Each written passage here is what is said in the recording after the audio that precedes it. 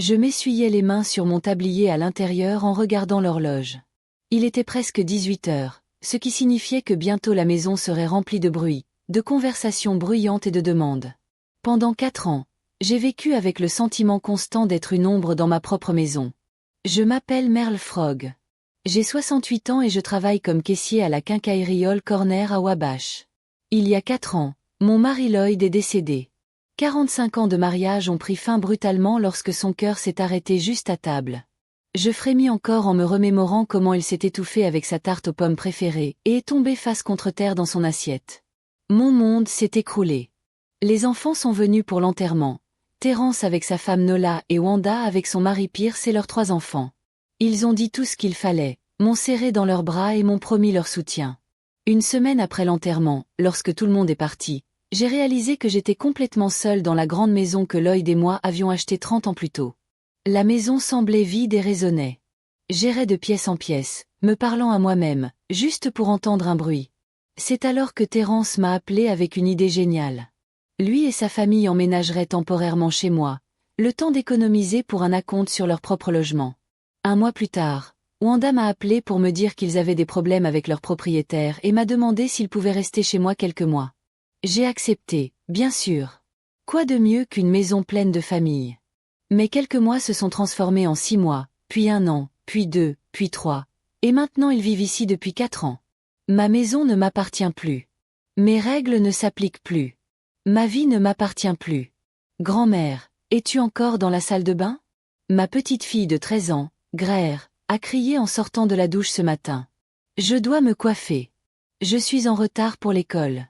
Je suis désolée, ma chérie, ai-je murmuré. Même si je n'étais restée que 10 minutes aux toilettes, pas 1 heure comme Greer en prend habituellement. Tu t'excuses toujours, mais rien ne change, a-t-elle grogné en levant les yeux au ciel. Je suis allée dans ma chambre, le seul endroit qui me restait. Mais même ici, je n'arrivais pas à me sentir vraiment à ma place. Willow, ma petite fille de 10 ans, entrait souvent sans frapper et prenait mes affaires sans demander. Et Laurence, mon petit-fils de 8 ans, trouvait ma chambre idéale pour jouer à cache-cache. Je me suis vite habillée et je suis descendue à la cuisine préparer le petit déjeuner pour tout le monde. C'était devenu mon devoir tacite. Personne ne demandait. Ils attendaient juste que je le fasse. Maman, as-tu 20 $ jusqu'au jour de paix? Terence est apparu dans la cuisine, déjà vêtu de son uniforme de responsable de centre d'appel. Les gars et moi devons contribuer à l'achat d'un cadeau pour le patron. Bien sûr, ma chérie. J'ai pris mon sac à main. 20 $, il ne me les rembourserait jamais. Comme tous les autres prêts jusqu'au jour de paix. Merci. Tu es la meilleure. Il m'embrassa sur la joue et prit une tartine dans l'assiette. Je dois filer. Je suis en retard. Il ne s'assit même pas à table. Nola non plus, qui entra dans la cuisine 1 minute plus tard, boutonnant son chemisier en marchant.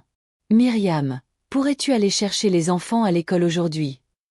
Je dois faire des heures supplémentaires à la comptabilité, dit-elle sans même dire bonjour. Qu'est-ce qui ne peut pas? Elle a un rendez-vous important avec un client. D'accord, répondis-je, même si j'avais prévu de voir Letty, ma seule amie aujourd'hui. Je devrais encore annuler notre rendez-vous. Nola hocha la tête, prit une pomme dans le vase et disparut à son tour. Les enfants apparurent ensuite, bruyants et exigeants. Greer se plaignit de n'avoir rien à se mettre, alors que son placard était rempli de vêtements. Willow se plaignit de ne pas vouloir de flocons d'avoine. Elle voulait des céréales au chocolat. Laurence a renversé son verre de jus par terre sans même s'excuser.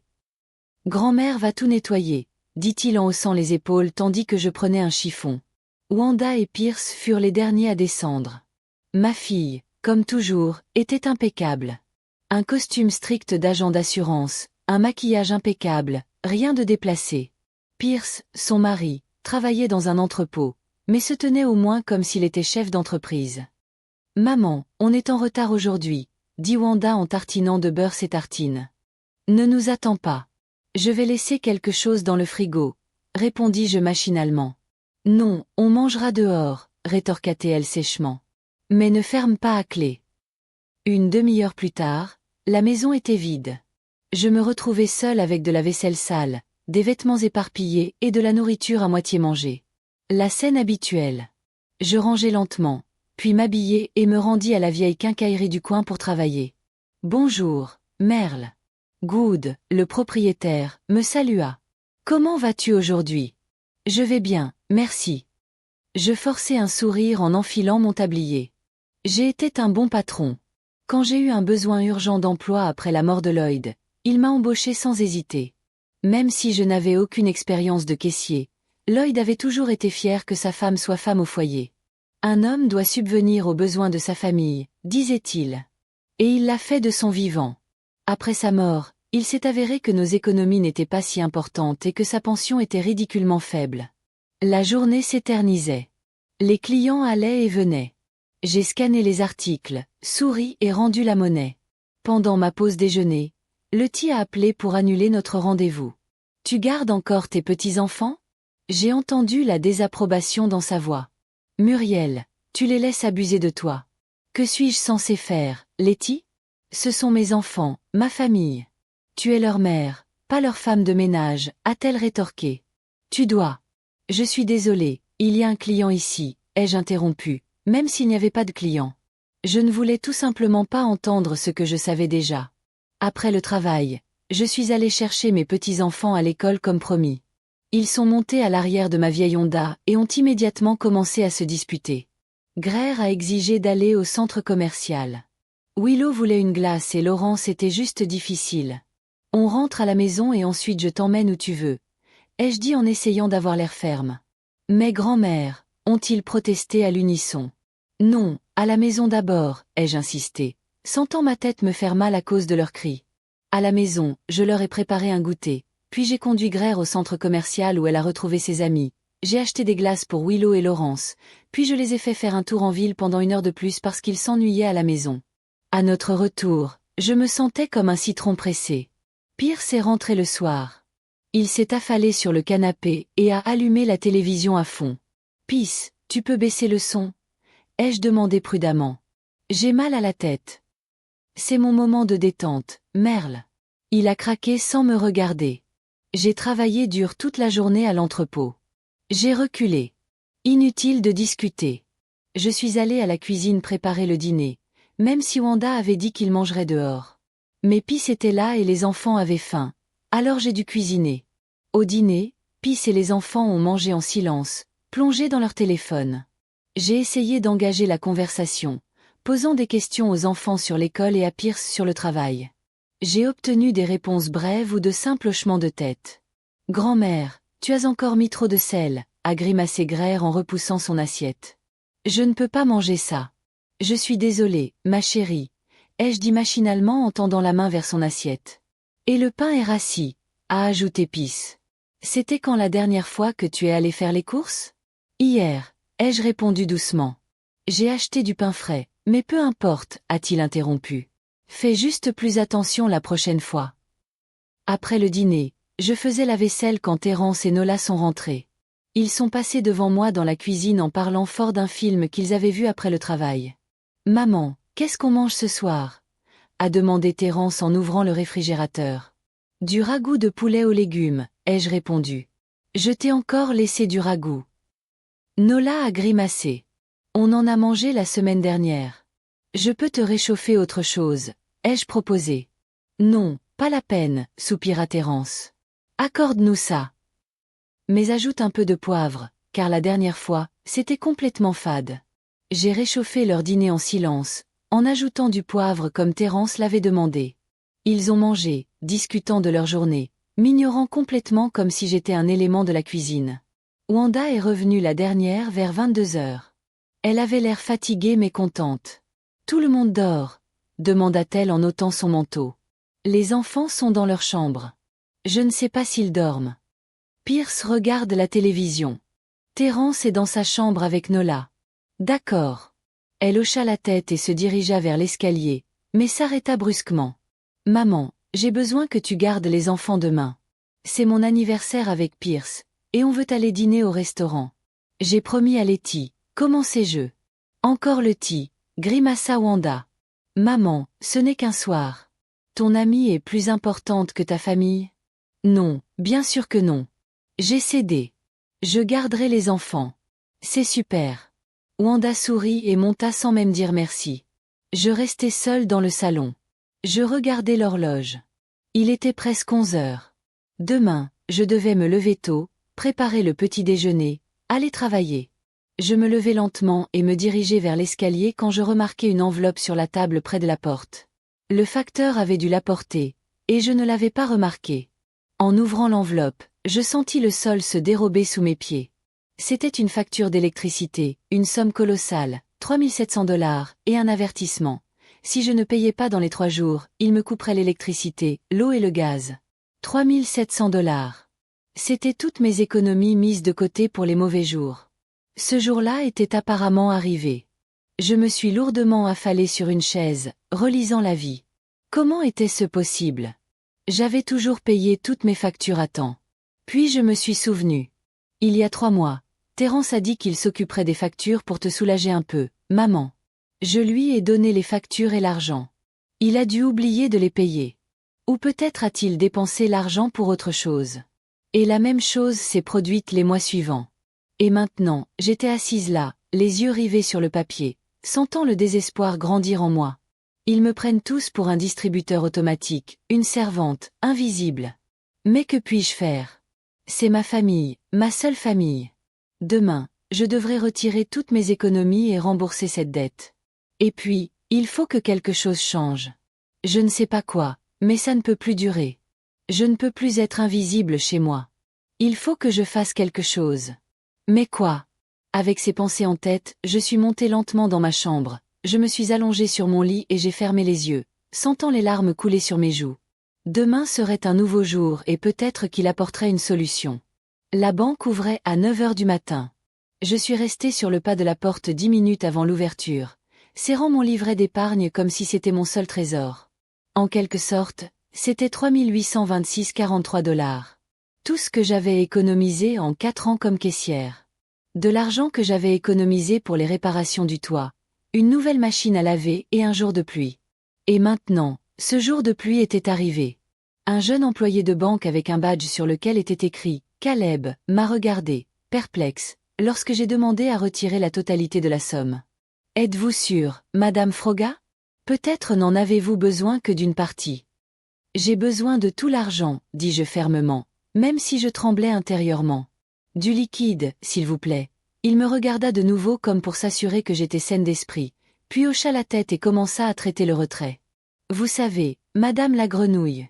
Si vous avez des difficultés financières, la banque propose des services de conseil. »« Merci, Caleb, mais j'ai juste besoin de mon argent. » L'interrompis-je.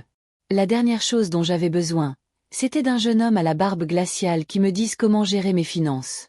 En quittant la banque avec une enveloppe pleine de billets, je me dirigeai droit vers le bureau des services publics.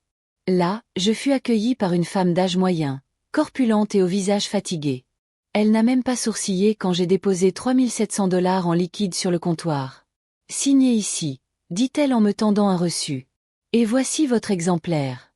Votre dette est maintenant entièrement remboursée. »« Merci », dis-je, me sentant à la fois soulagé et vide. Mes économies avaient disparu. La sécurité que j'avais tant travaillé à bâtir s'était envolée. Sur le chemin du travail, je ne pouvais m'empêcher de penser que quelque chose était injuste. Pourquoi devrais-je payer des factures que mes enfants utilisaient comme les leurs?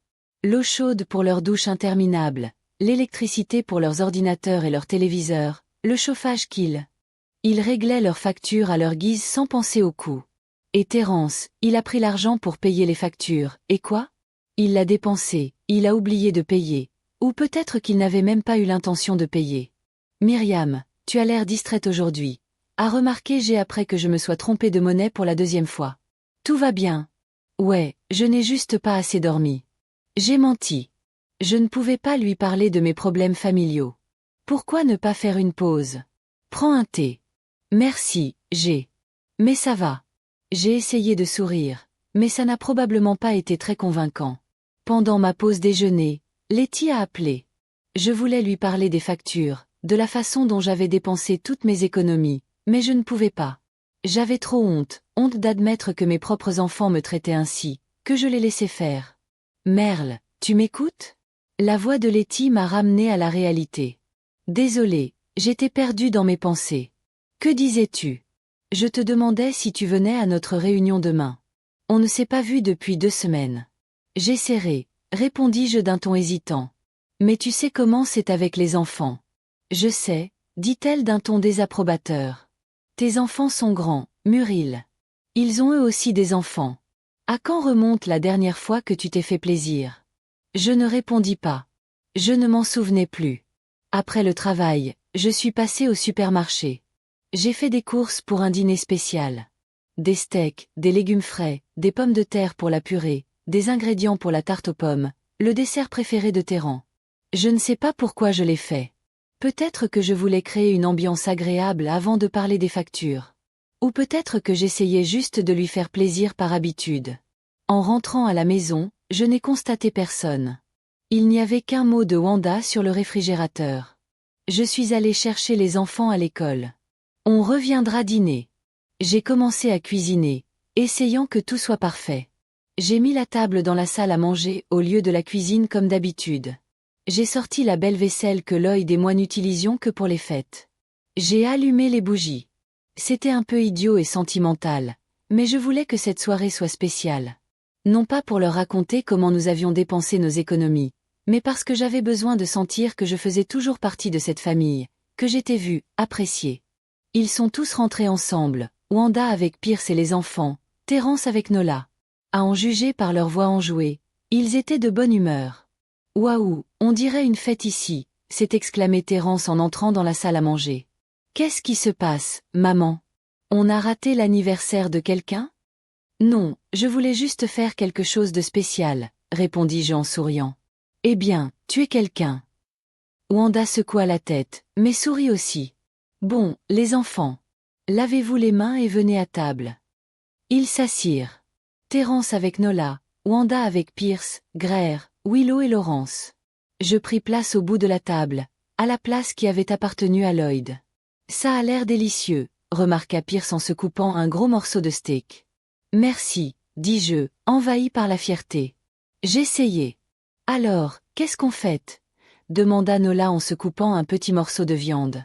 Elle était toujours au régime. Rien de spécial, hésitai-je. Je voulais juste parler de quelque chose d'important. Ne faites pas traîner les choses, d'accord? Terence me fit un clin d'œil. Nola et moi avons des places de cinéma pour 20h30. Et il faut qu'on couche les enfants, ajouta Wanda. C'est jour d'école demain. J'acquiesçai, le cœur serré. Même maintenant, pour ce dîner spécial, ils étaient pressés de partir. Au fait, Wanda, as-tu entendu parler de la maison Patterson?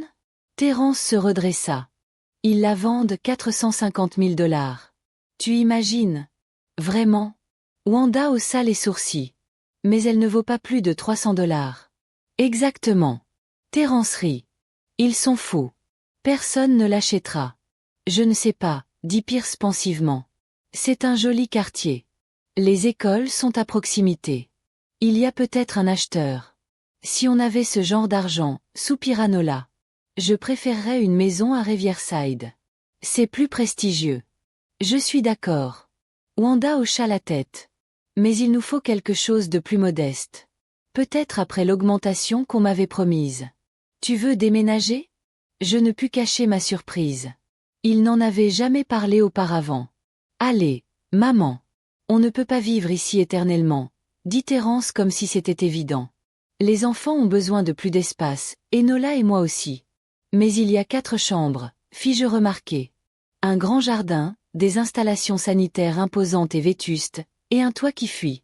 Et Wanda se tut, visiblement consciente qu'elle m'avait blessée. Bref, il faudra bien qu'on passe à autre chose un jour. Je comprends, dis-je doucement, même si je ne comprenais pas vraiment. Pourquoi parlait-il de déménager tout en continuant à vivre avec moi? Pourquoi n'économisaient-ils pas pour leur propre appartement au lieu de dépenser de l'argent au restaurant et au cinéma? De quoi voulais-tu parler, maman? Demanda Terence, ramenant la conversation à son point de départ. J'inspirai profondément. On a reçu une facture d'électricité hier. 3 700 $. Le silence retomba à table. Terence se figea, sa fourchette à la main. Wanda fronça les sourcils et Pierce et Nola échangèrent un regard. 3 700 $, demanda Wanda. Comment est-ce possible? Les factures n'ont pas été payées depuis 3 mois, dis-je en regardant Terence. Tu avais dit que tu t'en occuperais, tu te souviens? Terence grimaça et posa sa fourchette. C'est vrai. Je suis désolée, maman. J'avais complètement oublié. J'avais des dépenses urgentes et Tu as dépensé l'argent en facture. La voix de Wanda semblait incrédule. Je ne voulais pas. Terence se défendit. C'était juste un imprévu et ça n'a pas d'importance. Nola l'interrompit. Qu'est-ce qu'on va faire maintenant? On va nous couper l'électricité? Non. Je secouai la tête. J'ai déjà payé. Tu as payé? Terence me regarda avec surprise. Où as-tu trouvé l'argent? C'étaient mes économies. Je répondis doucement. Toutes mes économies. Le silence retomba. Ils digéraient l'information, regardant leurs assiettes ou le plafond, mais pas moi. Eh bien, merci, maman, dit finalement Terence. Je te rembourserai dès que possible. On va tous t'aider, ajouta Wanda. C'est notre responsabilité commune. J'acquiesçai, sans croire un mot. Combien de fois avaient-ils promis de rembourser ou d'aider? Et combien de fois avaient-ils tenu leurs promesses? Mais tu sais, maman, continua Terence. C'est peut-être un signe.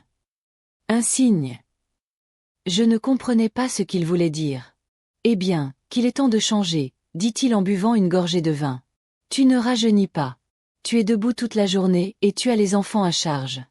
Terence veut dire, intervint Wanda, que tu devrais peut-être envisager un autre mode de vie.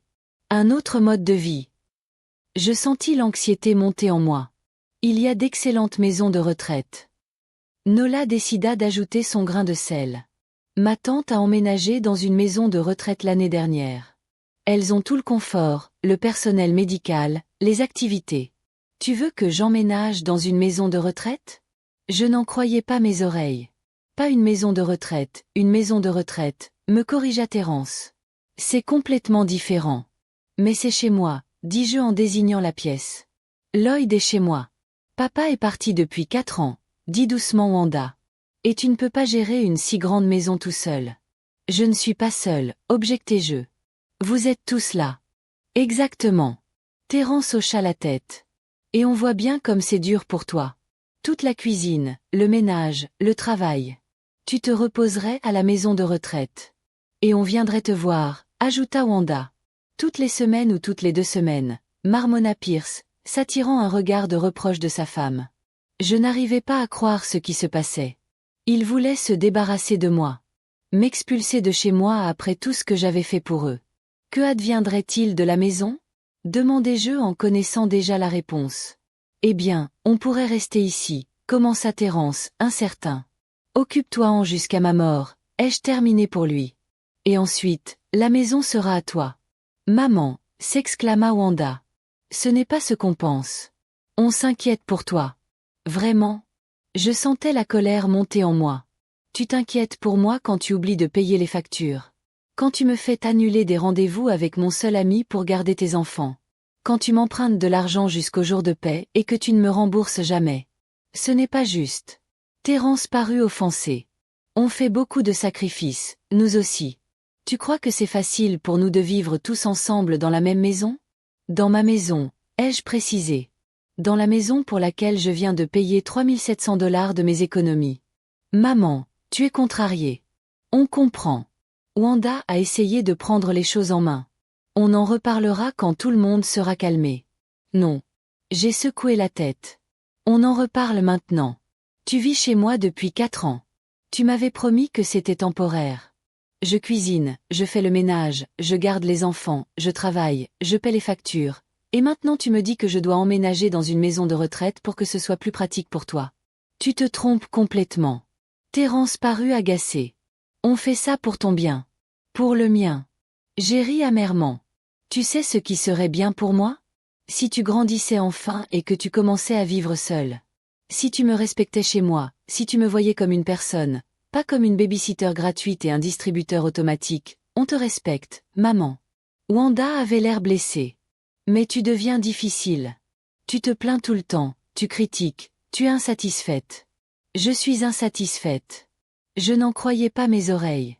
Quand est-ce que je me suis plainte pour la dernière fois? Quand est-ce que j'ai critiqué pour la dernière fois?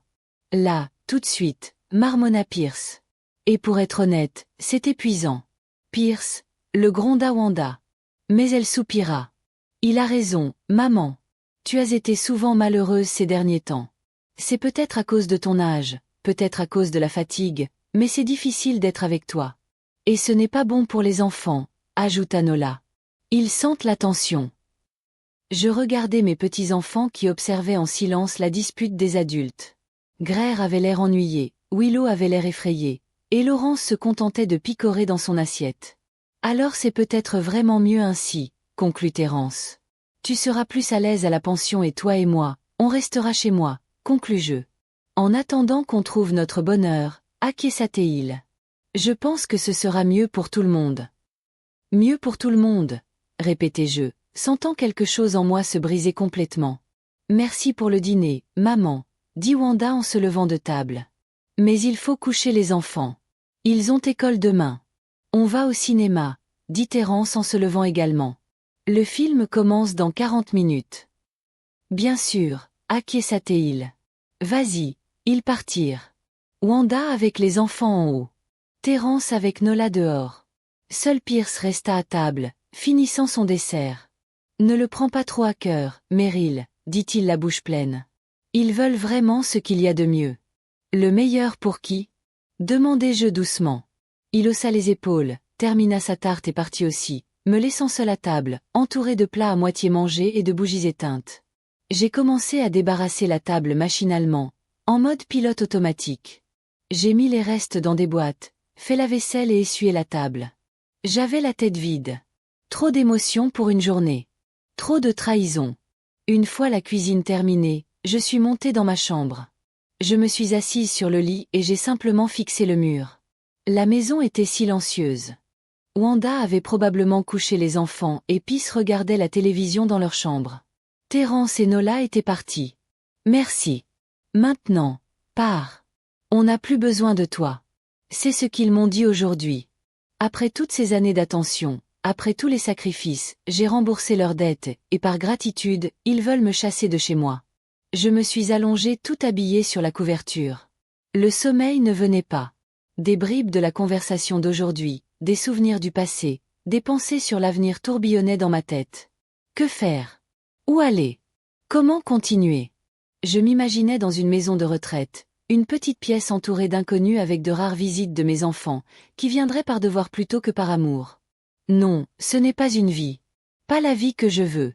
Puis je me suis souvenu de Lloyd. Que dirait-il s'il voyait comment ses enfants me traitaient? Il avait toujours été un parent plus strict que moi. Ne te laisse pas marcher sur les pieds, Merle. Il disait toujours, ils doivent te respecter. Respect. Quand mes enfants m'ont-ils témoigné du respect pour la dernière fois? Quand m'ont-ils vu pour la dernière fois comme une personne, et non comme un appendice de la maison? Il était 2 heures du matin quand j'ai entendu Terence et Nola rentrer. Ils n'ont pas cherché à se taire. Ils ont parlé fort, ri, claqué les portes. Ils se moquaient bien que j'essaie de dormir. Bien sûr que non. Je suis invisible pour eux. Un fantôme dans ma propre maison. Mais ça ne peut pas continuer. Il faut que quelque chose change, et il semble que je sois la seule à pouvoir le changer. J'ai passé le reste de la nuit avec cette pensée, insomniaque, anxieuse et pensive. Le matin, j'ai eu les yeux rouges et une ferme résolution. Il était temps d'agir. Le matin est arrivé d'un coup. Je n'ai pas remarqué que je m'étais assoupie à l'aube. Je me suis réveillée au son de la porte d'entrée qui claquait et au cri des enfants qui se préparaient pour l'école. L'horloge indiquait 7h30. J'aurais dû me lever 1 heure plus tôt, préparer le petit déjeuner pour tout le monde et le déjeuner pour mes petits-enfants. Mais aujourd'hui, personne ne m'a réveillée. Personne n'a frappé à la porte ni appelé à l'aide. Ils se sont débrouillés seuls pour la première fois depuis longtemps. Je suis sortie lentement du lit, ressentant une douleur intense dans tout le corps après une nuit agitée. Je me suis lavée, habillée et descendue à la cuisine. Le chaos matinal habituel régnait. De la vaisselle sale dans l'évier, des miettes sur la table, du jus renversé sur le sol, mais la maison était vide. Tout le monde était déjà parti. Il y avait un mot sur le réfrigérateur, de la main de Wanda. J'ai emmené les enfants à l'école. On reviendra ce soir. Non, bonjour. Non, comment allez-vous? Pas même un merci pour le dîner d'hier soir. Juste une information. On est parti. On reviendra. On n'a pas besoin de vous. C'était comme si notre conversation d'hier n'avait jamais eu lieu. Machinalement, j'ai commencé à débarrasser la table, mais je me suis soudainement arrêtée. Pourquoi? Pourquoi devrais-je ranger après eux? Pourquoi devrais-je cuisiner, faire la lessive et être une servante invisible chez moi? La conversation d'hier a réveillé quelque chose au plus profond de moi. Une estime de moi que j'avais presque perdue au fil des ans. J'ai laissé le désordre dans la cuisine, pris mon sac et quitté la maison. Aujourd'hui, c'était mon jour de congé, mais j'avais une chose importante à faire. Je devais retrouver le Ti. Nous avons convenu de nous retrouver à la date prévue du matin, dans un petit restaurant chaleureux du centre-ville de Wabash qui servait les meilleurs muffins aux myrtilles du quartier. Le Ti m'attendait déjà à notre table habituelle, près de la fenêtre. Je ne l'avais pas vu depuis presque 2 semaines. J'avais constamment annulé nos rendez-vous pour des raisons familiales. Merle. Elle m'a fait signe et je n'ai pas pu m'empêcher de sourire. Le Ti Bramble, ma meilleure amie de fac, ancienne institutrice, aujourd'hui veuve et dynamique de 70 ans, aux cheveux gris courts et au foulard coloré emblématique. Tu es affreuse, m'a-t-elle dit quand je me suis assise en face d'elle. La franchise avait toujours été sa marque de fabrique. Que s'est-il passé? J'ouvris la bouche pour ne rien dire, comme d'habitude, mais, contre toute attente, j'éclatai en sanglots, là, dans le café, devant tous les autres clients. Les larmes coulèrent sur mes joues, je ne pus les retenir. Letty me tendit silencieusement une serviette et appela la serveuse. 2 cafés et des muffins aux myrtilles, s'il vous plaît, et apportez de l'eau. Lorsque la serveuse partit, Letty se pencha vers moi. Raconte-moi tout. Et je lui racontai les factures, les économies que j'avais dépensées, le dîner de la veille, la proposition d'emménager en maison de retraite, la façon dont mes enfants, mes propres enfants, me chassaient de chez moi. Ces salauds, m'insulta Letty quand j'eus fini. Je suis désolée, Merle, mais tes enfants sont des parasites ingrats. Ils n'ont pas toujours été comme ça. J'ai essayé de les défendre, même si je n'y croyais pas. Peut-être que non. Letty était d'accord. Mais ils le sont maintenant. Et tu sais pourquoi? Parce que tu les as laissés faire. Que étais-je censé faire? Jeter mes propres enfants à la rue? Pas les mettre dehors, mais établir des règles, des limites, exiger le respect. Letty prit une gorgée de café. Je te l'avais dit il y a 4 ans, quand ils ont emménagé. Temporaire, tu te souviens? J'ai hoché la tête. Bien sûr que je m'en souvenais. Ils disaient tous que ce ne serait pas pour longtemps. Tu es trop gentil, Merle. Tu l'as toujours été.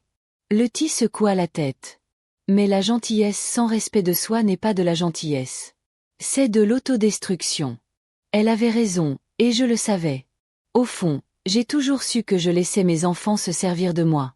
Mais l'admettre à voix haute était effrayant. Que devais-je faire, Letty? Je me sentais complètement perdue. Où irais-je? Je n'ai pas d'argent pour un autre logement.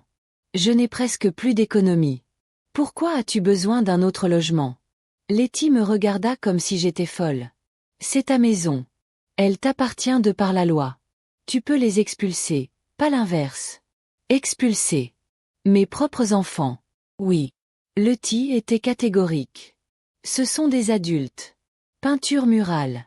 Ils ont un travail, des revenus. Ils peuvent louer un appartement. Et tu mérites de vivre chez toi en paix et dans le respect. Mais comment? L'idée d'expulser mes enfants me semblait à la fois effrayante et libératrice. Tu as besoin d'un avocat. Letty sortit un carnet de son sac et commença à le feuilleter. Et j'en connais un excellent, Adley Drummond. Il a aidé ma nièce dans une situation similaire. Maintenant, elle a trouvé la bonne page et a écrit le numéro sur une serviette. Tiens, appelle-le. Demande-lui conseil. Renseigne-toi sur tes droits. Ça ne t'engage à rien.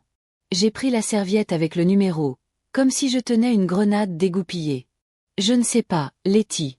Ça me paraît tellement radical. Le fait qu'il veuille t'expulser ne te paraît-il pas radical? Elle ricana avec colère. Écoute, je ne dis pas que tu dois le faire tout de suite, mais c'est quand même bien de connaître tes droits. Elle avait raison. Comme toujours, savoir, c'est pouvoir. Même si je n'utilisais pas ces informations, il serait utile de les avoir. D'accord, j'ai hoché la tête. Je l'appellerai. C'est super. Letty a souri et a posé ma main sur moi. Et souviens-toi, Muriel, tu n'es pas seule. Quoi qu'il arrive, je suis là pour toi. Ma chambre d'amis est toujours ouverte si tu en as besoin. Merci, ai-je dit, sentant les larmes me monter aux yeux. Mais cette fois, c'étaient des larmes de gratitude. Après avoir rencontré Letty, je ne suis pas rentrée chez moi. Au lieu de cela, je me suis dirigée vers un petit parc à proximité, et je me suis assise sur un banc. J'ai sorti mon téléphone et la serviette avec le numéro de Adly Drummond dessus. J'ai longuement regardé les numéros, luttant contre mes doutes. Étais-je vraiment prête à franchir le pas? Expulser mes propres enfants, mes petits-enfants, mais quelle autre solution avais-je? J'emménageais dans une maison de retraite, je leur donnais la maison, je vivais de leurs rares visites. Ils m'oublieraient sans doute vite, comme ils avaient oublié leur promesse d'aide à la maison, comme ils avaient oublié de payer les factures. J'ai composé le numéro avant d'eux. Je pouvais changer d'avis. Après la troisième sonnerie, une voix d'homme répondit. Cabinet d'avocadrement, comment puis-je vous aider? Allô? Ma voix tremblait. Je m'appelle Merle Froggy. J'ai besoin de conseils pour une affaire familiale. Un instant, il y a eu une pause, puis Monsieur Drummond peut vous recevoir aujourd'hui à 14 heures. Cela vous conviendrait-il? J'ai regardé ma montre. Il était 11 heures du matin. J'avais largement le temps. Oui, merci. Où est votre bureau? J'ai noté l'adresse, je l'ai remercié et j'ai raccroché. Mon cœur battait la chamade, comme si je venais de commettre un acte illégal. Mais ce n'était pas le cas. J'avais simplement décidé de me renseigner sur mes droits. Cela ne signifiait pas nécessairement que j'allais les exercer, n'est-ce pas? J'avais 3 heures à tuer. J'ai décidé de les passer à la bibliothèque municipale, un endroit calme et paisible où je pouvais me ressourcer. J'ai pris un livre au hasard sur l'étagère et je me suis assis dans un fauteuil moelleux dans un coin de la salle de lecture. Mais je n'arrivais pas à me concentrer sur le texte. Mes pensées revenaient sans cesse à la conversation de la veille, aux paroles de Letty, à la prochaine rencontre avec l'avocat. Comment en sommes-nous arrivés là? Comment avons-nous fait? Comment ma relation avec mes enfants a-t-elle pu tourner au cauchemar? J'ai toujours pensé que je faisais tout bien, que je les soutenais, que je les aidais, que je sacrifiais mes propres intérêts à leur bien-être. N'est-ce pas ce que font les bonnes mères? Mais peut-être me trompais-je. Peut-être que le véritable amour ne se résume pas à du soutien, mais aussi à la fixation de limites. Pas seulement au sacrifice, mais au respect de soi. Peut-être qu'en laissant mes enfants me traiter comme une servante, je ne les aidais pas à devenir meilleurs, mais encourageais leur égoïsme. À 14h45, j'ai quitté la bibliothèque et me suis dirigé vers le bureau de Adly Drummond. Il était situé dans un petit immeuble de 2 étages sur Main Street, ancien mais bien conservé, avec une plaque en laiton à l'entrée indiquant « Adly Drummond, avocat ». À l'intérieur, une jeune femme m'a accueilli à la réception. « Mademoiselle Froga, maître Drummond vous attend. Veuillez entrer. » Elle m'a conduite dans un bureau où un homme d'environ 55 ans, aux cheveux noirs grisonnants et au regard gris attentif, était assis derrière un immense bureau en bois. « Madame Froga, » dit-il en se levant et en lui tendant la main. « Adly Drummond, veuillez vous asseoir. » Je m'assis en face de lui, mal à l'aise et incertaine. Je n'avais jamais eu affaire à un avocat auparavant. « Comment puis-je vous aider ?» demanda-t-il une fois installé. Je lui racontai toute l'histoire de la mort de Lloyd, du départ temporaire des enfants, de ma disparition progressive chez moi, de la proposition d'emménager en maison de retraite faite la veille. Adly Drummond écouta attentivement, prenant parfois des notes dans son carnet. Quand j'eus terminé, il me posa quelques questions pour clarifier les choses. « La maison est-elle à votre nom? » « Oui, à mon nom et à celui de Lloyd. Après sa mort, je suis devenu l'unique propriétaire. Y a-t-il des accords écrits avec les enfants concernant leurs conditions de vie? Un bail, un contrat de cohabitation? Non, rien de tel. Ils viennent de déménager. Paient-ils un loyer, une aide pour le prêt immobilier ou les charges? Ils me donnent un peu d'argent de temps en temps, mais pas régulièrement. Je paie tout moi-même, la plupart du temps. Il hocha la tête, prit une dernière note, puis posa son stylo et me regarda. Madame Froget, d'un point de vue juridique, la situation est assez simple. La maison vous appartient. Vos enfants sont des adultes qui vivent avec vous sans bail officiel.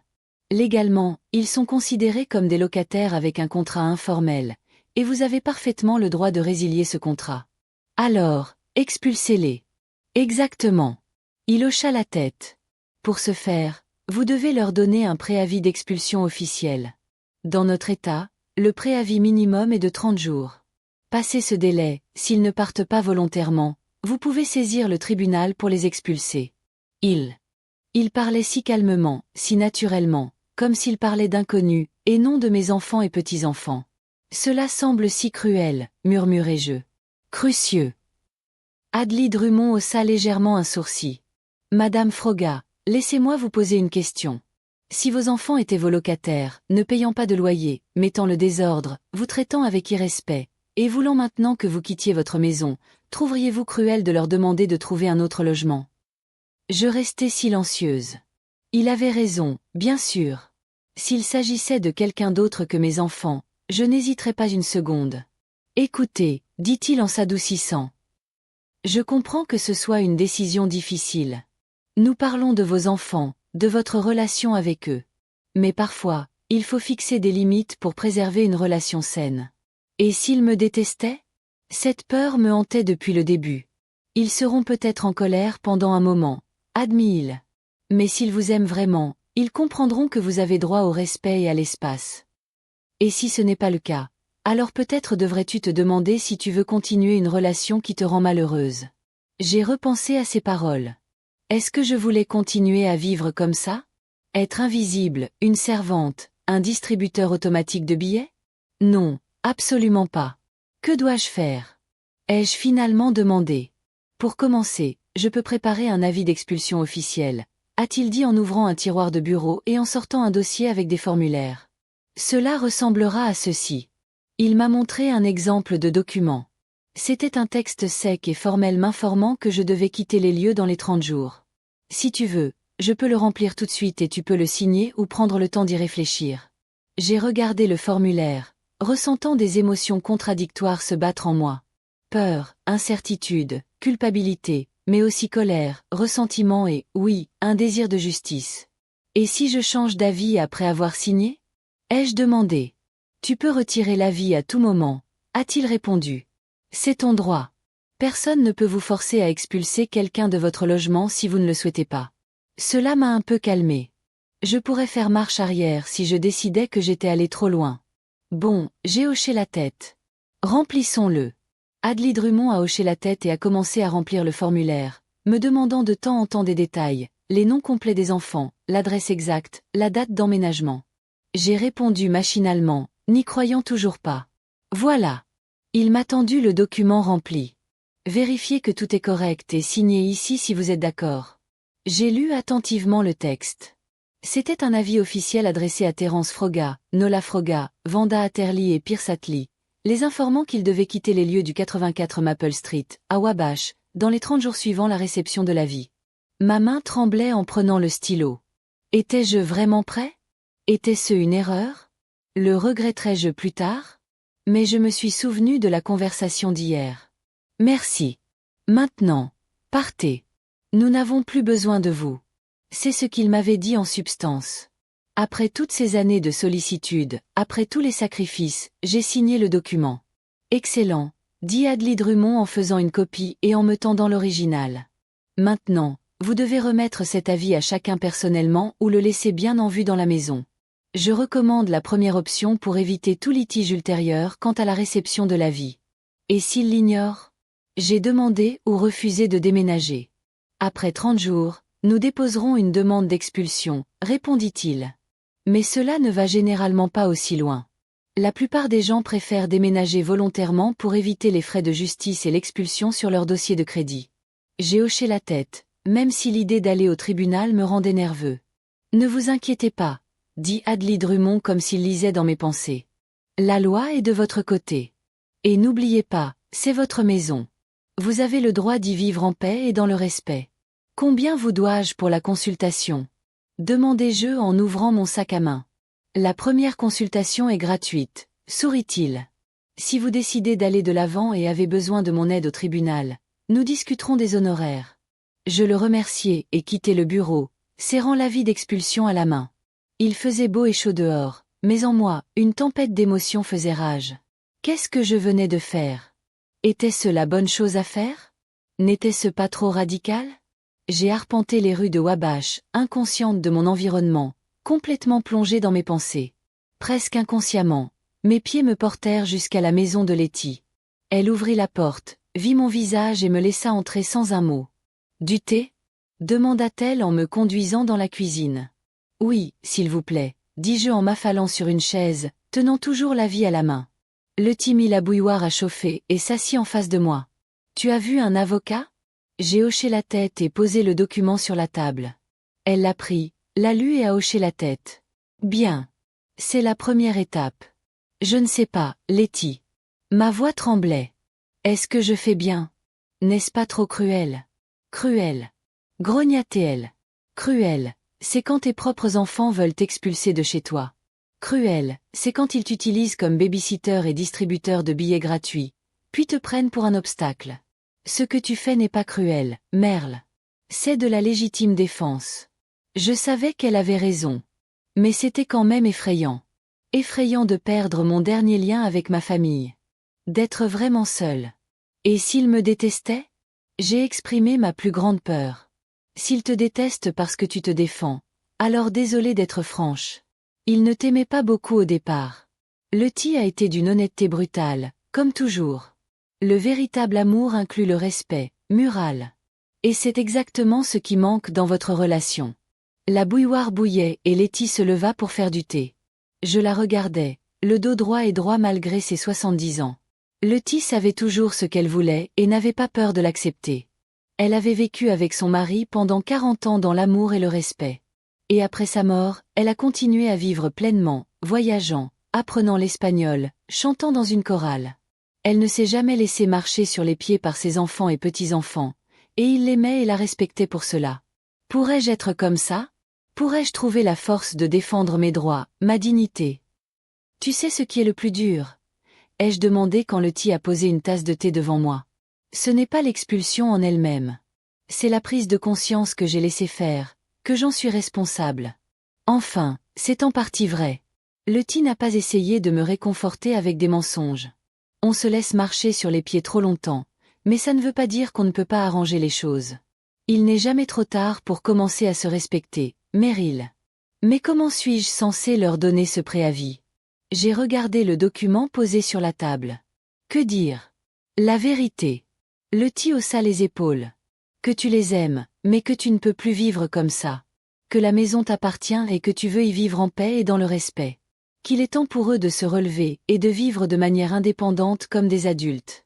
Cela semblait si simple venant d'elle, mais je savais que la conversation serait difficile. Ils seraient en colère, me blâmeraient, peut-être même me menaceraient. Étais-je prête à ça? Et si je me dégonflais? Demandai-je doucement. Tu ne te dégonflas pas, répondit Letty avec assurance. Tu es plus forte que tu ne le penses, Merle. Tu l'as toujours été. Tu as juste oublié. Je bus une gorgée de thé, sentant le liquide chaud me réchauffer de l'intérieur. Peut-être que Letty avait raison. Peut-être étais-je vraiment plus forte que je ne le pensais. Après tout, j'avais survécu à la mort de mon mari, trouvé un emploi à 64 ans et subvenu aux besoins d'une grande maison et d'une famille nombreuse. N'était-ce pas un effort? Merci, Letty. Je lui ai souri. Pour le thé, pour ton soutien, pour toujours me dire la vérité. Même quand je ne veux pas l'entendre. C'est à ça que servent les amis, m'a-t-elle fait un clin d'œil. Et n'oublie pas, quoi qu'il arrive, tu n'es pas seul. Ma porte t'est toujours ouverte. J'ai fini mon thé et nous avons parlé un peu plus de la chorale de Letty, du nouveau livre qu'elle lisait. La météo et les prix des courses, des sujets du quotidien qui m'aidaient à me calmer un peu et à rassembler mes pensées. Quand je suis partie, le soleil se couchait déjà. Bientôt, les enfants seraient à la maison et je devrais prendre la décision la plus difficile de ma vie. Bonne chance. Letty m'a serré dans ses bras pour me dire au revoir et m'a appelé quand ce serait terminé. Je suis rentrée chez moi, l'avis d'expulsion à la main, sentant ma détermination grandir à chaque pas. Pendant des années, j'avais été invisible chez moi, une ombre, une servante, un distributeur automatique. Mais aujourd'hui, tout allait changer. Aujourd'hui, je redeviendrais Mururle Frogade. Une femme qui connaissait sa valeur et n'avait pas peur de se défendre. Ce serait difficile, douloureux, effrayant, mais nécessaire pour eux comme pour moi. Car le véritable amour ne se résume pas à des sacrifices et des compromis. C'est aussi une question de limite, de respect et de dignité. Je suis rentrée et je me suis assise dans le salon, posant l'avis d'expulsion sur la table basse devant moi. Les enfants seraient à la maison dans 1 heure et je ferais alors ce que j'aurais dû faire depuis longtemps, reprendre ma maison et ma vie en main. J'étais assise dans le salon, serrant l'avis d'expulsion officiel entre mes mains, écoutant le tic-tac de l'horloge murale. Chaque minute me rapprochait du moment où je devrais franchir l'étape la plus difficile de ma vie. Doute, peur, bribes de la conversation de la veille et les conseils de Letty et Adely Drummond tourbillonnaient dans ma tête. Est-ce que je faisais le bon choix? N'était-ce pas trop cruel? Y avait-il une autre issue? Mais plus j'y réfléchissais, plus il devenait clair qu'il n'y avait pas d'autre issue.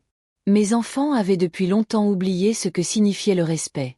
Ils me tenaient pour acquise, comme un ajout gratuit à leur foyer qu'ils considéraient comme le leur. Et si je n'y mets pas fin maintenant, je me retrouverai bientôt dans une maison de retraite, seule et oubliée. La porte d'entrée claqua et je tressaillis. J'entendis des voix. Wanda et Pierce étaient de retour avec les enfants. J'inspirai profondément, essayant de calmer mon cœur qui battait fort. Ce n'était pas encore l'heure. J'ai dû attendre le retour de Terence et Nola. Tous. Maman, tu es là. La voix de Wanda provenait du couloir. Oui, je suis dans le salon, ai-je répondu en cachant la notification sous un coussin du canapé. Wanda a jeté un coup d'œil dans la pièce, des sacs de course à la main. Oh, te voilà. On est passé au supermarché. On n'a plus de lait ni de céréales, et j'ai acheté du poulet pour le dîner. Ça te dérange de cuisiner? J'ai des rapports à finir ce soir. Wanda, c'est typique. Pas même une question, mais une affirmation. Bien sûr que je cuisine. Je cuisine toujours. Bon. Je me suis levée du canapé en me disant que c'était la dernière fois, le dernier dîner que je leur préparais en tant que cuisinière gratuite. Dans la cuisine, Wanda déchargeait les courses. Pis était déjà monté et les enfants avaient disparu dans leur chambre, laissant leur sac à dos et leur veste dans le couloir. Comment s'est passée ta journée? Ai-je demandé en commençant à découper le poulet. Comme d'habitude, a répondu Wanda en haussant les épaules. Rendez-vous avec un client, puis le bureau, puis aller chercher les enfants à l'école. Comment vont les enfants? Comment ça se passe à l'école? Bien. M'a-t-elle fait signe de la main en jetant un coup d'œil à sa montre. Écoute, je dois retourner au travail. Appelle-moi quand le dîner sera prêt. Sans attendre de réponse, elle partit. Je restai seule dans la cuisine, coupant machinalement des légumes pour un plat d'accompagnement. Depuis combien de temps mes enfants ne m'avaient-ils pas vraiment adressé la parole? Quand nos conversations se résumaient-elles à de brèves instructions et à des rapports? 1 heure plus tard, Terence et Nola revinrent. Je les entendis entrer en discutant avec animation. Puis leurs voix s'éteignirent. Apparemment, ils étaient montés sans même s'arrêter dans la cuisine pour se dire bonjour. Le dîner était prêt à 19 heures. Je mis la table, appelai tout le monde et pris place en bout de table. Lorsque tout le monde fut réuni, Terence et Nola, Wanda et Pierce, Greer, Willow et Laurence, j'eus une boule dans la gorge. C'était le dernier dîner que nous prenions ensemble, la dernière fois que je les verrais comme une famille vivant sous le même toit. Ça a l'air délicieux, maman, remarqua Terence en se servant une généreuse portion. Merci. Je souris avec raideur. Ils mangèrent, discutant du travail, des études, de connaissances communes. Je participais à peine à la conversation, et personne ne sembla le remarquer. J'étais comme un meuble, une table, une chaise, un buffet, un simple élément du décor. Quand ils eurent presque fini, je m'éclaircis la gorge et dis « J'ai besoin de vous parler, à tous ». Il y avait sûrement quelque chose dans ma voix qui les fit se taire et prêter attention à moi. Terence haussa les sourcils. Wanda fronça les sourcils, et Nola et Pierce échangèrent un rapide coup d'œil. « Quelque chose ne va pas ?» demanda Wanda. « Oui », dis-je en me levant et en allant dans le salon chercher la vie. À mon retour, j'en ai posé 4 exemplaires sur la table. « C'est pour toi. » Terence prit une feuille, parcourut le texte, et son visage changea. « Qu'est-ce que c'est ?» Sa voix s'éleva de surprise. « Un avis d'expulsion, » répondis-je calmement. Même si je tremblais intérieurement. « Tu as 30 jours pour trouver un autre logement et déménager. » Pendant quelques secondes, un silence complet régna à table. Wanda prit son exemplaire, suivi de Nola et Pierce. Les enfants regardèrent les adultes avec confusion, sentant que quelque chose de grave se tramait. « C'est une blague ?» Wanda rit nerveusement. « Maman, tu plaisantes ?» Non. Je secouai la tête. Je suis tout à fait sérieuse. C'est ma maison et je veux y vivre seule. Mais nous sommes tes enfants. Terence avait l'air de me l'avoir giflé. On ne peut pas expulser ses propres enfants. Moi, si. J'essayais de parler d'un ton neutre. C'est ma maison. Vous êtes des adultes avec un travail et des revenus. Vous pouvez louer un appartement ou acheter le vôtre. Est-ce à cause de la conversation d'hier? Wanda commençait à comprendre. Parce qu'on t'a suggéré d'emménager dans une maison de retraite. Maman, on veille juste sur toi. Vraiment? Je la regardais droit dans les yeux. Tu tiens à moi quand tu oublies de payer les factures? Quand tu me fais cuisiner, nettoyer, garder les enfants, mais que tu ne me dis même pas merci. Quand tu me traites comme une servante chez moi. Tu es injuste. Terence secoua la tête. Nous te sommes reconnaissants pour tout ce que tu fais. Oui. Et comment exprimes-tu cette gratitude? Je n'ai pas pu cacher l'amertume dans ma voix en me suggérant d'emménager dans une maison de retraite pour que tu puisses vivre plus confortablement chez moi. Une maison de retraite n'est pas une maison de retraite, intervint Nola. C'est complètement différent. C'est confortable, sûr. Ce n'est pas chez moi, rétorquai-je. Et ça ne le sera jamais. Ma maison est ici et j'y reste. Et les enfants? Wanda a sorti l'artillerie lourde. Tu vas jeter tes propres petits-enfants à la rue? J'ai regardé mes petits-enfants. Greer a levé les yeux au ciel de manière démonstrative. Willow avait l'air perplexe et Laurence continuait à picorer sa nourriture, pas particulièrement intéressée par la conversation des adultes. Je ne mets personne dehors, ai-je répondu calmement. Tu as 30 jours pour trouver un nouveau logement. C'est largement suffisant. Tu ne peux pas faire ça. Terence a haussé la voix. C'est aussi notre maison. Nous avons grandi ici. Oui. Et puis vous avez grandi, déménagé et fondé vos propres familles, lui ai-je rappelé. Et puis vous êtes revenu temporairement il y a 4 ans. Je pense que ce séjour temporaire a assez duré. Mais nous sommes une famille. Wanda était presque en train de crier. Une famille doit rester unie. La famille, c'est le respect et le soutien mutuel, ai-je répondu. On ne se sert pas les uns des autres. Tu te sers de moi, Wanda. Toi, Terence, Nola, Pierce, vous tous. Je ne suis pas ta mère et ta grand-mère. Je suis ta femme de ménage et ton distributeur de billets gratuits. C'est faux. Terence frappa du poing sur la table. On t'aime. Mémé. Je souris amèrement. Alors pourquoi, en 4 ans, ne m'as-tu jamais demandé ce que je voulais? Pourquoi ne m'as-tu jamais interrogé sur mes projets, mes rêves, mes désirs? Pourquoi penses-tu que c'est normal que je travaille, que je cuisine, que je fasse le ménage, que je m'occupe des enfants, et que tu ne dises même pas merci? Ils restèrent silencieux, évitant mon regard, sachant que j'avais raison. Grand-mère, tu ne nous aimes plus? Demanda Willow doucement, et mon cœur se serra. Je t'aime très fort, ma chérie. Je regardai ma petite fille. Tu m'aimes toute, et je t'aimerai toujours. Mais ça ne veut pas dire que je dois te laisser me manquer de respect. Ce n'est pas juste, lâcha soudain Greer. Tu es juste égoïste. Tu ne penses qu'à toi. Greer, la gronda Wanda, sans grande conviction. Quoi, GR? Grand-mère veut nous mettre à la porte parce qu'elle veut soudainement vivre seule. C'est égoïste. Non, grand-mère. J'ai secoué la tête. L'égoïsme, c'est penser que les autres devraient sacrifier leurs intérêts pour ton confort. C'est ce que tu penses maintenant. La fille fit la moue et croisa les bras. Maman, calmons-nous et discutons-en. Terence changea de tactique. Je comprends que tu sois contrariée. On a tous dit des choses qu'on n'aurait pas dû hier, mais ce n'est pas une raison pour prendre des décisions aussi radicales. Ce n'est pas une décision spontanée, Terence. Je l'ai regardé droit dans les yeux. J'y réfléchis depuis longtemps, très longtemps. Et la conversation d'hier n'a fait que déborder le vase. Que avons-nous fait de mal? Wanda avait l'air presque sincèrement perplexe. Dis-le-nous et on arrangera ça. Ce n'est pas une question de choses en particulier, soupirai-je. C'est une question d'attitude générale. Tu ne me vois pas, Wanda. Tu ne me remarques pas.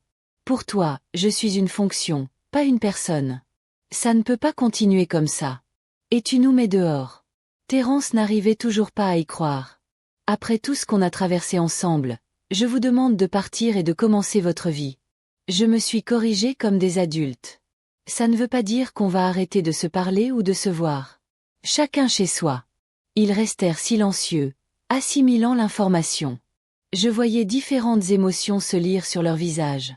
Incrédulité, douleur, colère, peur. Maman, tu n'es pas sérieuse. Terence a finalement dit, on est ta famille. Ta seule famille. Oui, tu es ma famille. J'ai acquiescé. Et tu le seras toujours, mais ça ne veut pas dire qu'on doit vivre sous le même toit. Surtout si vivre ensemble me rend malheureuse. Vivre avec nous te rend malheureuse. Wanda avait l'air sincèrement choquée. Avec tes propres enfants et petits-enfants? Ce qui me rend malheureuse, c'est la façon dont tu me traites? J'ai clarifié. Le fait que je me sente invisible chez moi. Le fait que ma vie soit devenue un service incessant à tes besoins, sans la moindre gratitude ni le moindre respect. Tu exagères. Terence secoua la tête. On ne te traite pas mal. Vraiment? Je le regardais. Alors pourquoi as-tu décidé de me virer de chez moi? Pourquoi penses-tu que je peux emménager dans une maison de retraite pendant que tu restes ici? Ils se turent à nouveau, ne sachant que dire. Écoute, maman. Wanda essaya de me prendre la main, mais je me retirai. Ne prenons pas de décision hâtive. On est tous bouleversés et confus. On devrait peut-être y réfléchir et en discuter demain à tête reposée. J'y ai réfléchi pendant de nombreuses nuits. Wanda, répondis-je. Et ma décision ne changera pas. Tu as 30 jours. Mais si on ne trouve pas de logement dans 30 jours? La voix de Terence semblait paniquer. Tu ne vas pas nous jeter à la rue, si? Je suis sûre que tu trouveras quelque chose, dis-je calmement. Si tu essaies vraiment et si on n'y arrive pas, insista-t-il, alors il faudra régler ça au tribunal, dis-je en essayant d'avoir l'air confiant, même si l'idée d'une bataille juridique avec mes propres enfants était douloureuse. Tu nous poursuivrais en justice? Wanda parut choquée. Tes propres enfants? J'espère que ça n'arrivera pas, dis-je honnêtement. Mais je ne reculerai pas, Wanda. Pas cette fois. Je n'arrive pas à y croire, marmonna Pierce. Je n'y arrive tout simplement pas. Crois-moi, je le regardai et me mis à chercher un endroit où vivre. Le temps presse. Ils me regardèrent avec incrédulité, ressentiment, colère, mais je voyais bien qu'ils commençaient à comprendre que j'étais sérieux. D'accord, dit finalement Terence en se levant de table. Si c'est ce que tu as décidé, on trouvera un endroit et on déménagera. Mais ne pense pas qu'on va oublier ça, maman. Je ne veux pas que tu oublies, répondis-je calmement. Je veux que tu comprennes qu'il y a une différence. Il secoua la tête et quitta la pièce. Nola le suivit en me lançant un regard désapprobateur. Tu fais une erreur, maman, dit Wanda tristement en me regardant. Tu seras toute seule. Mieux vaut être seule que seule, entourée de sa famille, répondis-je doucement. Elle soupira et se leva à son tour. Allons-y, Pierce. Il faut qu'on parle aux enfants. Lorsqu'ils partirent, je restai assise à table, entourée de plats à moitié mangés et d'assiettes vides. Je l'avais fait. Je l'avais vraiment fait. J'avais remis à mes propres enfants leur avis d'expulsion et le monde ne s'était pas effondré. Le ciel ne m'était pas tombé sur la tête. Je respirais encore. Mon cœur battait encore. J'ai commencé à débarrasser la table machinalement, en mode pilote automatique. J'ai mis les restes dans des boîtes, lavé la vaisselle, essuyé le plan de travail. J'avais la tête vide. Trop d'émotions pour une soirée. Des voix étouffées provenaient des chambres des enfants à l'étage. Wanda et Pierce expliquaient probablement la situation aux enfants. On entendait aussi des voix excitées dans la chambre de Terence et Nola. Ils parlaient probablement de moi, de ma trahison, de mon ingratitude. Qu'ils disent ce qu'ils veulent. Je sais que je fais ce qu'il faut pour eux et pour moi. Une fois la cuisine terminée, je suis montée dans ma chambre. Je me suis assise sur le lit et j'ai fixé le mur, digérant tout ce qui s'était passé. Je me sentais vide, mais étrangement libre. C'était comme si je m'étais débarrassée d'un lourd fardeau que je portais depuis des années. Le bruit de la porte qui s'ouvrait m'a fait sursauter. Willow, ma cadette, se tenait dans l'embrasure de la porte, l'air sérieux. « Grand-mère, je peux entrer ?» a-t-elle demandé doucement. « Bien sûr, ma chérie, j'ai tapoté le lit à côté de moi. » Elle s'est assise en tordant le bord de son t-shirt. « Maman a dit qu'il fallait qu'on déménage. Que tu nous mets dehors. »« Je ne te mets pas dehors, Willow. » Je la corrigeai gentiment. « Je demande à tes parents de trouver leur propre logement, comme le font les adultes. »« Mais pourquoi ?» Elle m'a regardé avec ses grands yeux. « Tu n'aimes pas vivre avec nous ?» J'ai soupiré. Comment expliquer des relations adultes compliquées à une enfant de 10 ans? Ce n'est pas une question de savoir si ça me plaît ou non, ai-je commencé. C'est que chaque famille a besoin de son propre espace, de sa propre maison. C'est normal. Mais nous sommes une famille, a-t-elle objecté. Nous sommes tous une famille. Oui, nous sommes une famille. J'étais d'accord. Et nous le serons toujours. Mais ça ne veut pas dire que nous devons vivre ensemble. Tu sais, tes camarades d'école ont leur propre maison, n'est-ce pas? Elles ne vivent pas chez leur grand-mère. Elle a hoché la tête pensivement. Alors, on se verra quand même, a-t-elle demandé après une pause. Bien sûr, j'ai souri et je l'ai serré dans mes bras. Tu peux venir dîner chez moi le week-end, les jours fériés, et je viendrai te voir. Chacun chez soi. Maman est très en colère, a confié Willow. Elle a dit, tu es égoïste et tu ne penses qu'à toi. Ta mère est bouleversée. Ai-je dit en essayant de paraître calme. C'est normal. Le changement fait toujours peur, mais avec le temps, elle comprendra que c'est mieux pour tout le monde. Et Greer a dit qu'elle ne te parlerait plus. Willow a continué. Elle est vraiment blessée. Greer comprendra aussi, ai-je soupiré. Avec le temps, Willow a hoché la tête et m'a serré dans ses bras. Je ne t'en veux pas, grand-mère, et je viendrai te voir. Je te le promets. Merci, ma chérie, ai-je dit, les larmes aux yeux. Ça me touche beaucoup.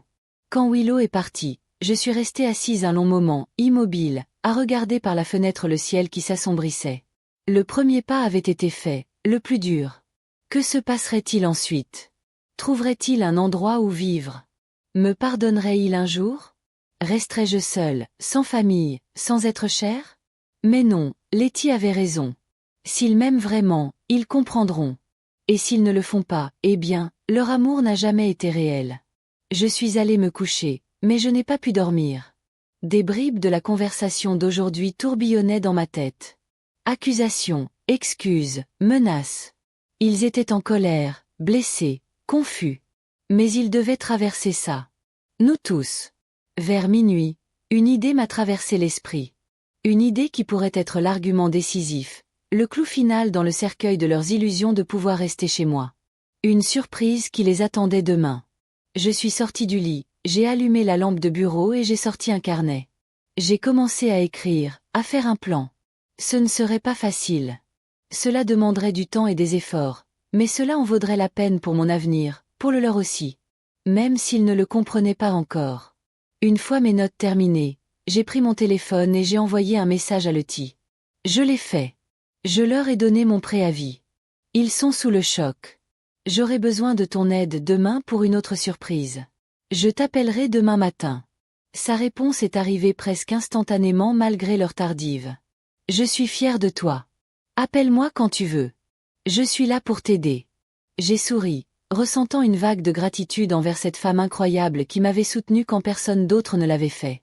Peut-être que je perdrais une partie de ma famille dans cette bataille pour l'estime de soi, mais je ne serais certainement pas seule. À cette pensée, je me suis enfin endormie, ressentant de l'espoir et de la détermination pour la première fois depuis des jours, plutôt que de la peur et du désespoir. Demain serait un nouveau jour et une nouvelle surprise pour mes enfants. La matinée était nuageuse, mais mon humeur était étonnamment légère. Pour la première fois depuis des années, je me suis réveillée avec le sentiment d'être maîtresse de ma vie. Pendant la nuit, mon plan avait enfin pris forme dans mon esprit, et maintenant je savais exactement quoi faire. Je me suis levée en silence, en essayant de ne réveiller personne. La maison était inhabituellement silencieuse. Personne ne se précipitait au travail ou ne se préparait pour l'école. C'était samedi, le seul jour où toute la famille restait habituellement à la maison. En descendant à la cuisine, j'ai commencé à préparer le petit déjeuner comme d'habitude, mais je me suis rapidement arrêtée. Non, aujourd'hui serait différent. Aujourd'hui, chacun prendrait soin de soi. Au lieu de cela, je me suis préparé un café, j'ai grillé du pain et je me suis assis à la table de la cuisine avec mon carnet, vérifiant une dernière fois mon plan.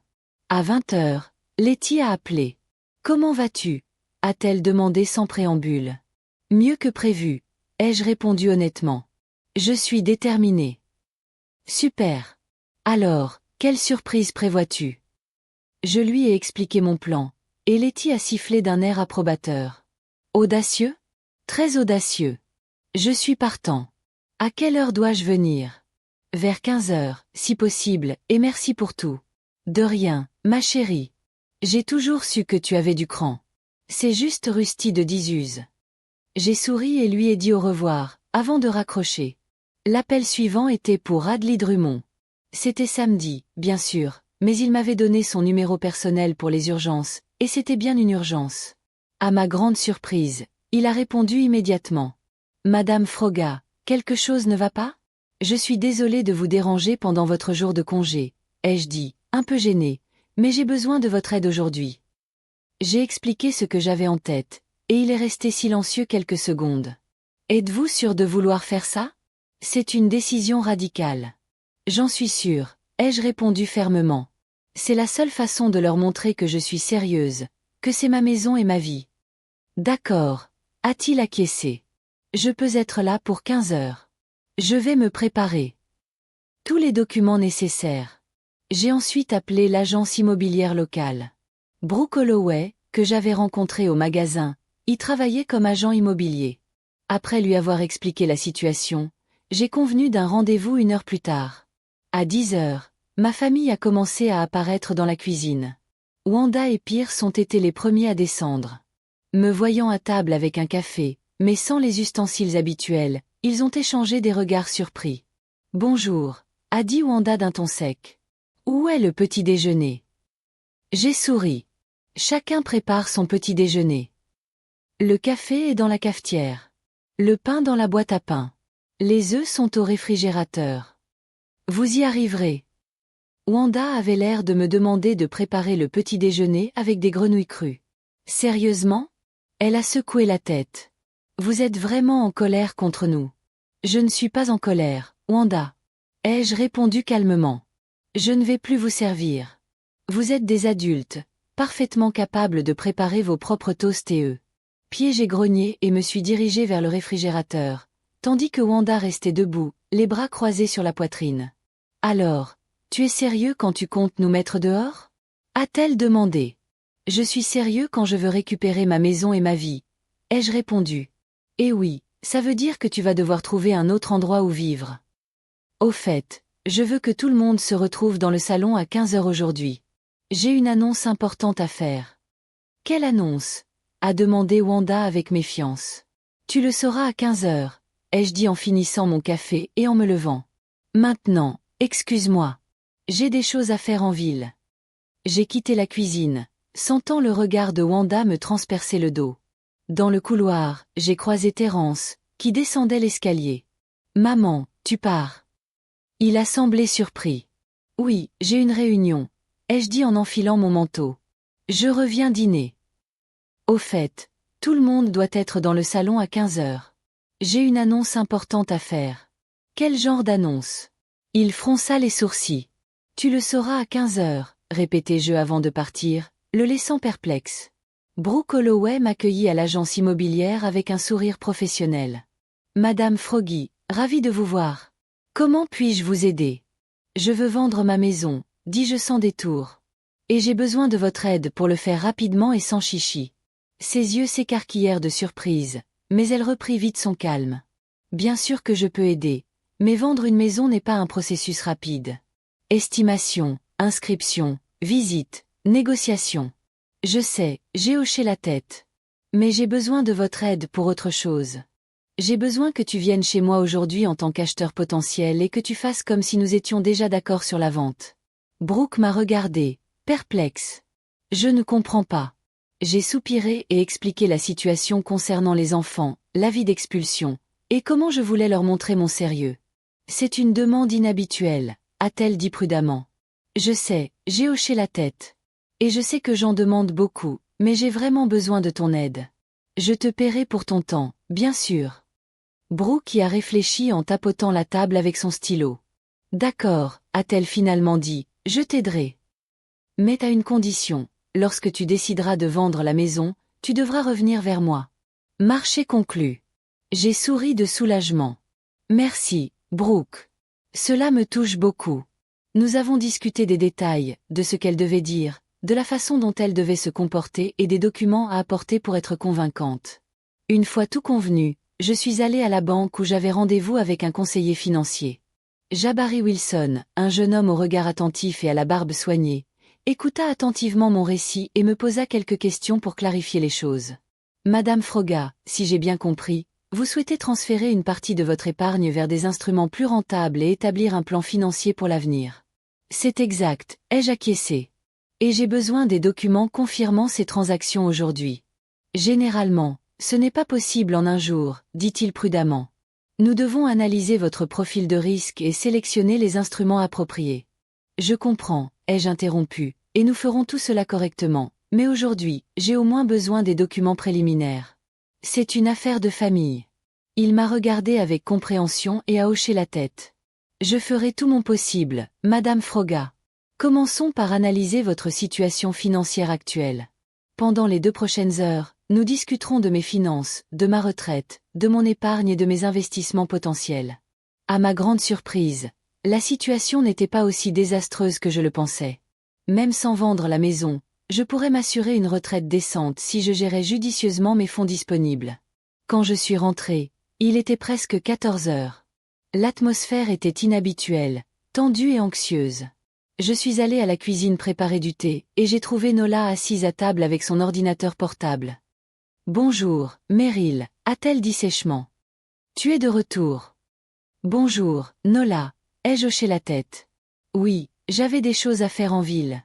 Terence a dit que tu avais une annonce à faire. » Elle a essayé d'avoir un ton décontracté, mais j'ai perçu la tension dans sa voix. « Oui, à 15 heures, ai-je confirmé.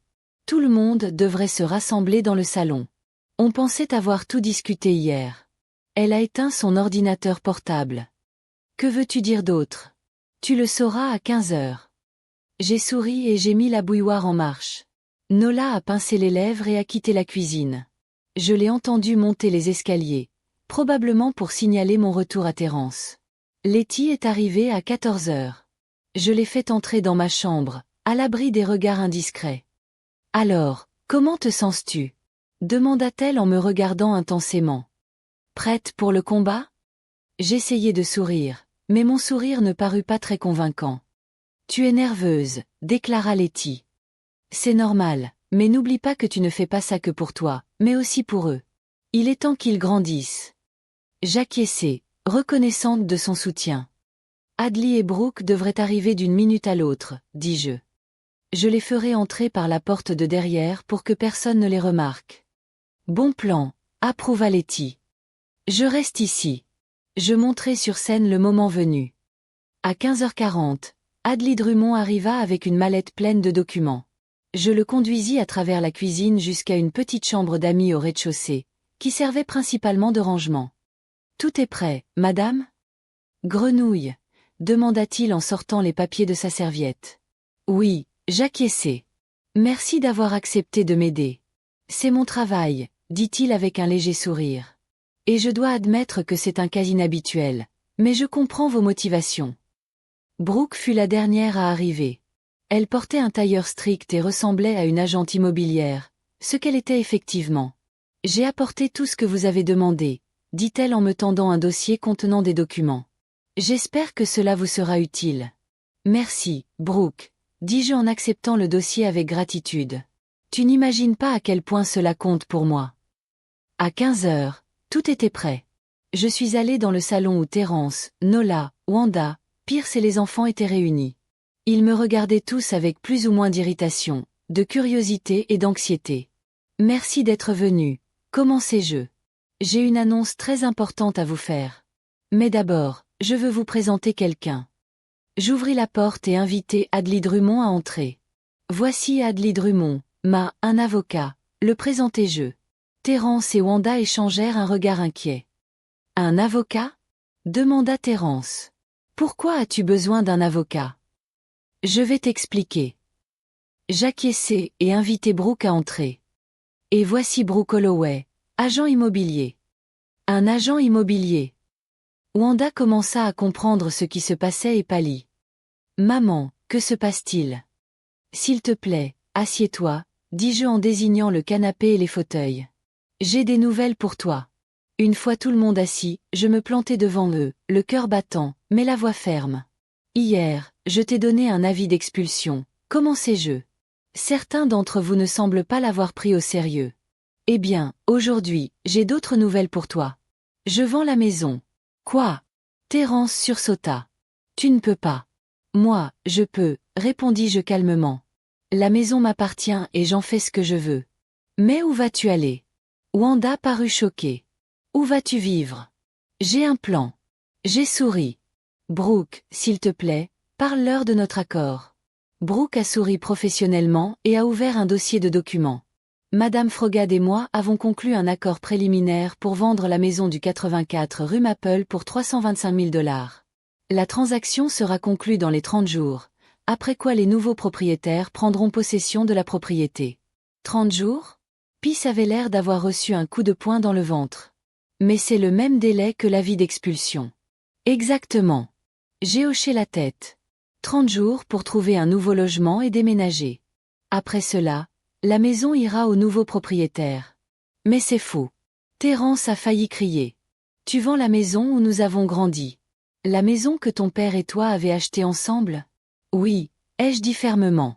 Parce que c'est ma maison, et j'ai le droit d'en faire ce que je veux. Où vas-tu vivre? A demandé Wanda à nouveau. Dans la maison de retraite que tu méprises tant. Non, ai-je secoué la tête. J'ai d'autres projets, monsieur. Drummond. S'il vous plaît. Adley se leva et nous tendit à chacun un dossier contenant des documents. Ceci est un avis officiel de vente de la maison et la fin de votre droit d'y habiter 30 jours après la date de réception de cet avis, expliqua-t-il. Comme l'a dit Madame Frogette, vous avez 30 jours pour quitter les lieux. Après cela, les nouveaux propriétaires prendront possession. C'est insensé, marmonna Terence en feuilletant les documents. Vous ne pouvez pas être sérieux. Je le peux et je le suis, répondis-je calmement. Et j'ai une autre annonce à faire. Letty, vous pouvez entrer. Letty apparut du couloir où elle attendait pour sortir. Elle sourit à tout le monde et se plaça à côté de moi. J'ai toujours rêvé de voyager, dis-je en voyant les visages stupéfaits de mes enfants, de découvrir le monde tant que j'en avais encore les forces et la santé. Et maintenant que la maison est vendue, je peux enfin réaliser ce rêve. Letty et moi partons d'abord en Europe, en Italie, en France, en Espagne, puis peut-être en Asie. On verra bien. Tu pars? Wanda semblait n'en croire ses oreilles. Pour de bon. Pendant un moment, ai-je clarifié. Peut-être 6 mois, peut-être 1 an. Je n'ai pas encore décidé, mais je suis sûre que je veux découvrir le monde tant que je le peux encore. Et l'argent? Demanda le pragmatique Pierce, posant la question évidente. Où trouveras-tu l'argent pour un tel voyage? En vendant la maison, bien sûr. J'ai souri. J'investirai une partie de cet argent dans mon avenir pour m'assurer une retraite décente, et j'en consacrerai une autre partie au voyage et aux loisirs. Monsieur Wilson de la banque m'a aidé à établir un excellent plan financier. Je n'arrive pas à y croire. Terence secoua la tête. Je ne peux pas. Tu vends notre maison et tu pars. Et nous? Et ta famille? Vous êtes adulte, Terence, dis-je doucement. Vous avez un travail, des revenus, vos propres familles. Tout ira bien, et nous ne cesserons pas d'être une famille simplement parce que nous vivons séparés. Mais tu nous manqueras, dit Nola de manière inattendue.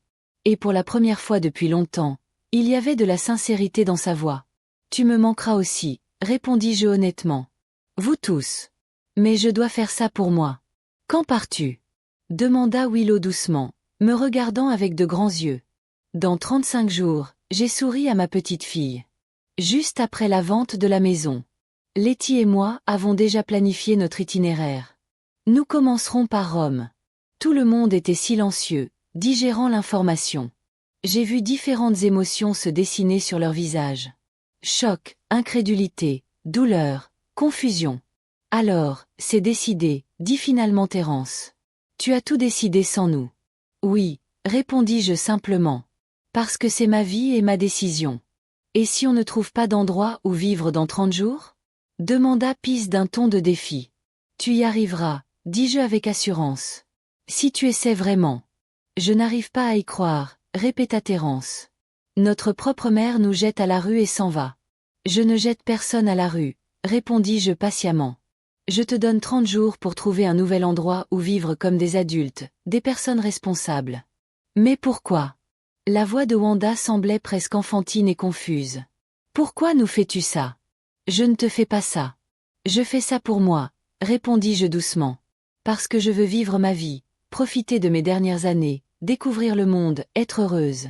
Ne le mérite-je pas? C'est égoïste, dit Terence sèchement. De l'égoïsme pur. Tu ne penses qu'à toi. Et tu as pensé à moi? Demandai-je calmement. Quand tu m'as suggéré d'emménager dans une maison de retraite pour que tu puisses vivre plus confortablement chez moi. C'est différent, objecta Théil. On te l'a suggéré pour ton bien et toi, tu nous abandonnes. Je n'abandonne personne, Terence. J'ai secoué la tête. Je commence juste à vivre pour moi-même, pour la première fois depuis des années. Et tu as dû faire ça pour y parvenir. Wanda a fait un signe de la main vers Adley et Brooke. Avocats, agents immobiliers, avis de décès. On est une famille. Oui, on est une famille. J'étais d'accord. Et c'est pourquoi j'espère que tu me comprendras et que tu me soutiendras. Ou du moins que tu ne me gêneras pas. Te soutenir? Terence avait l'air indigné. Te soutenir pour nous avoir chassés de notre maison, la vendre et partir en voulant être heureux? Demandai-je doucement. Et notre bonheur? Wanda était presque en larmes. As-tu pensé à nous, aux enfants? Comment va-t-on leur expliquer que leur grand-mère a vendu la maison et est partie? Tu leur as expliqué que leur grand-mère avait finalement décidé de vivre pour elle-même, ai-je dit fermement. Après avoir passé tant d'années à vivre pour les autres, je n'arrive pas à croire que cela arrive. Terence se leva et se mit à arpenter la pièce. C'est un cauchemar. Si vous n'avez plus de questions, intervint Idley Drummond. J'aimerais discuter de quelques détails juridiques avec Madame Froga. Oui, bien sûr, ai-je acquiescé. On peut parler dans la cuisine. Je me suis dirigé vers la porte du salon, mais Terence m'a bloqué le passage. Tu ne peux pas partir comme ça, a-t-il dit. On n'a pas fini. Je pense qu'on a tout dit, ai-je répondu calmement. Tu as 30 jours, Terence. Utilise-les à bon escient. Je le contournai et quittai la pièce, sentant mes genoux trembler. Mais je ne le laissai rien paraître. Pas maintenant qu'il était si important de rester forte. Dans la cuisine, Adley, Brooke et Letty m'attendaient. Alors, comment ça s'est passé? Demanda Letty. C'était dur, répondis-je honnêtement. Mais j'ai surmonté ça. Ils sont sous le choc, remarqua Adley. C'est normal. Ils ont besoin de temps pour digérer. Ils ont le temps. J'acquiesçai. 30 jours. Et après? Demanda Brooke. Tu vas vraiment vendre la maison? Je la regardai, puis Letty et Adley. Je ne sais pas, répondis-je honnêtement. Je n'ai pas encore décidé, mais je vais voyager, c'est sûr. C'est vrai. Letty hocha la tête d'un air approbateur. Il était temps. Je lui souris, ressentant un étrange mélange de peur et d'excitation. J'avais vraiment réussi. J'avais défendu mes droits, mes désirs, ma vie. Et même si les enfants étaient furieux, même s'ils ne comprenaient ni n'acceptaient ma décision, je savais que j'avais bien fait.